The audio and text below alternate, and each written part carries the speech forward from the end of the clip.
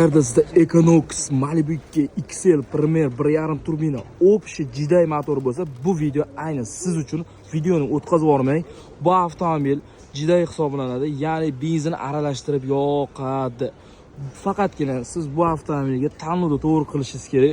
Spesial mana shu motorga maksimum davlat yetkazib beradigan reduktorimiz albatta XP reduktor bo'ladi.